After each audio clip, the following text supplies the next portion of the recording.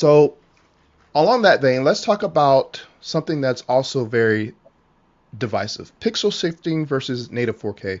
Now, I saw an interview that you did, Rob.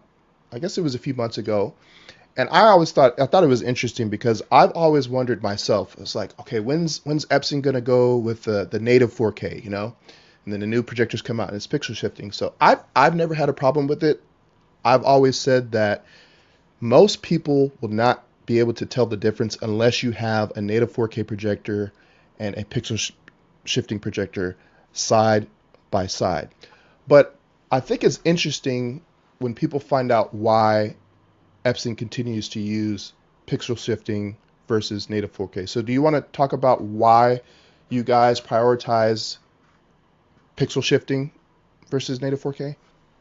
Absolutely. And it's a great question. Again, another fantastic question. There's this, you want to make sure that, and be sensitive to the fact that a consumer doesn't want to feel like they've missed out on something. And so, yes, in case anyone was under any kind of misconception, Epson projectors do utilize pixel shifting in order to create the 4K image on screen. So it is 4K on screen.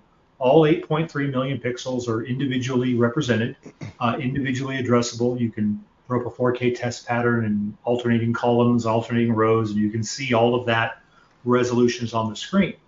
But then the question really becomes, why use pixel shift in lieu of native, 4K resolution? And there is a reason for that, and it has to do with brightness.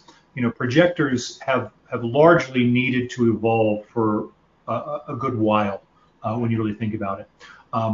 For all the reasons we talked about, just a few minutes ago, when it comes to the difference between flat panel TVs and projectors, other pressures do exist within the marketplace.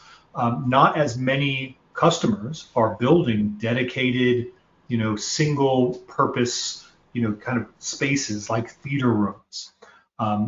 Instead of theater rooms, you have a lot of multi-purpose rooms or game rooms or bonus rooms where just maybe just a big TV is where they're naturally kind of thinking they're going to go.